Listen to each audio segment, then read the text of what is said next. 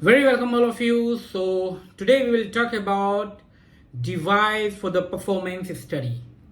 So in general, these kind of sentences you will find in the regulations of in vitro diagnostic device regulations, IVDR. I'm just giving example because see, whenever the performance has been given, so any kind of medical devices, how the performance has been achieved is very important for, especially for the IVDR devices, and we will come back to that, like why this performance studies measurement is very essential for the IVDR devices. Let's first understand what is IVDR. And one thing before getting into this, uh, European medical device regulations, earlier when it was MDD, medical device directives, there are no specific requirement for the IVDR. They comes in the same medical device regulations, but in the new EUMDR 2017 745 here, they have a separate annexure and separate requirement for the IVDR regulations.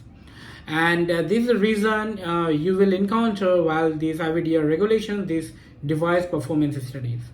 Why is it okay? So this is clear, like what is the difference between the MDD and MDR in regarding the IVDR. Now let's first understand this, what is IVDR first. So if you have seen very common example of IVDR device, I'm saying pregnancy test kit. So in the pregnancy test kit, you have seen various times in ad or maybe in real physical form. It has been sold. So these kind of devices, like pregnancy kit kind of devices, are the in vitro diagnostic devices. And because they're using some kind of cassettes, there are some cellulose membrane, their antigens, antibodies are present, and then we supply the body fluid, and body fluid having some particular antigens and protein get binded over with that antibodies, antigen antibody reaction happening, and then band we can see. Sometimes these bands are visible with the eye and we can determine, and sometimes we use other medical device product where we need to insert that cassette with that band, and then that algorithm of that particular optical measurement devices, they measured the output intensity from those bands, and they tell us the result. So in general, IVDR always associated with some kind of error, because due to some complexity of this IVDR, I had hand-on experiences on the IVDR also. So if you need more knowledge on this, then definitely we will cover separately. But here in this video, we'll talk about only the regulation aspects of this IVDR. So this is about the IVDR. That is why for the IVDR, it is very essential to determine whether in vitro diagnostic devices has performed well or not. Because you manufacture the IVDR. As a manufacturer, I had manufactured so many in vitro diagnostic devices, but suppose in real practical use, suppose if I manufacture 1,000 devices, but only the 100 devices performing very well and they're giving the good result, but other 900 or 800 will not perform, or maybe some small fraction has not performed well. So again, it is very alarming condition, because it's may possible whatever the 100 has been performed is maybe the luck basis, not due to the scientific logic. Because if any kind of scientific logic present, it has to perform very well if there is no such compositional changes during the manufacture process.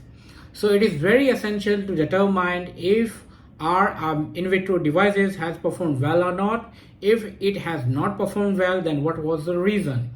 If it was a reason due to the compositional changes, or maybe some changes in manufacturing style during that batch formations, then definitely it can be resolved. But if everything is same, the manufacturing process is same, protocol is same, handling everything is same, but still some portion of that batch performed very well, but some portion has not performed very well, then it's completely by the luck by chance. So we need to resolve such that. It means whatever the concept we are using for determining that particular XYZ disease with the use of IVDR, it's maybe that concept is not proper. It may work in some of the particular physiological condition of that patient, it may not work in other patients. Now let's understand this in very more clarity. Suppose you manufacture IVDR, you follow each and every protocol, manufacturing process, everything you have performed. Now you are testing that medical device with the patient's biosamples, so you using that. So it's may possible, suppose you have taken 100 samples of that patients, like 100 patients, there is 100 patients and you have taken one sample from each patient, so you have 100 samples.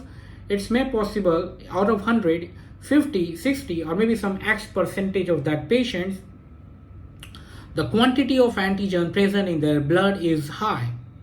So whenever you are performing your test in IVD, there is a more probability of antigen antibody reaction, because per fractions of that blood having the higher amount of antigen or higher amount of protein or higher amount of ligand or higher amount of molecule of your interest. It may possible, just understand this. And it's may possible in some of the fraction, Y portion or Y percentage of a patient, their blood samples have very less amount of that particular antigen. They are symptomatic, they have that particular disease, but their antigen, number of antigen present is very less, or maybe any interest of your molecule is present very less in number, so there is a less probability of antigen antibody reactions in your IVD devices. If your IVD device is not manufactured in proper way, then your IVD device tell us a falsification of the result, means they tell us negative to that particular disease for those Y percentage of patients, but they say positive result for the X percentage of patients. Then it become a really problem. When it becomes really problem, if we are diagnostic any kind of disease which are pandemic, like which is pandemic, or maybe which can create a huge pandemic, or maybe some acute diseases, maybe malaria, maybe last we have seen the corona thing. Definitely corona is not that much very specific for these IVD devices, but still few people have manufacturers such devices for that. So I'm just giving some examples, suppose just taken considered in that way. So that time your IVD device fails, it means your IVD devices give a wrong result for the Y percentages populations, and then that population becomes symptomatic carrier to that particular disease and is spread all over the world or all over that particular area. Or maybe if there is not spreadable, then it's maybe very dangerous for them also, because disease get advances. So that is one of the major problems for the IVD devices, and this is the reason the regulatory bodies have stringent regulation for the IVD device performance testings. And during this performance testing, we need to ensure the proper population of the patients, proper sampling what we have done, and how it has been taken. And apart from that, we need to take care of the privacy and secrecy of the patients, populations, and everything. So there are the small other details also we need to see and we need to provide. So we need to take care of all and each and everything, and we need to clarify and justify whatever the population you have used, whatever the blood sampling you have used, how you processed, and after the processing, executions, and testings, how you dispose of that particular blood samples, or devices, how you dispose those devices after the use, after the testings. So like that, so we need to cover each and everything, and then we need to figure it out about the performance, and on the same time we need to do some control test, which is not a IVDR based test, maybe some other test which giving you more accurate result in compared to the IVDR, and we need to compare this test result to that control test, and then we need to justify whether your IVDR device is competent enough to sell in the market. Suppose you manufacture IVDR and which able to detect that particular disease, but only when 70% of antigen titer volume is present in the blood sample of that particular patient, or maybe the 80% is present, those particular interest of molecule in their blood, only then your IVD device giving the accurate result. Then your IVDR device is not competitive enough, so better not to sell in the market, for you also, and for the for the patient, for the users, and for the regulatory bodies too. don't get offended with this. So I'm just giving the reality check on this, because see, otherwise there is no use of selling those IVDR devices. And these are reasons so much R&D has been taken for, especially for developing for the IVDR, because IVDR is saves so much cost. It's very fast to detect any devices, but only the major drawback whatever we have explained. And if you need a more clarity on this, like functioning and principle of operations of these, in general principle of operation of these IVDR devices, then definitely I can explain you on the completely different video on personal basis. So just DM me if you want on this. And that's it for these IVDR devices, for the device performance testing, which is especially utilized for this terminology, especially utilized for these IVDR based devices only. So that's it for now, and we will meet some another topic in the topic. If you have any query, any questions on this, then just comment on this video. We will get back to you. If you need a more clarity and more explanatory videos and lectures on this, then just DM me.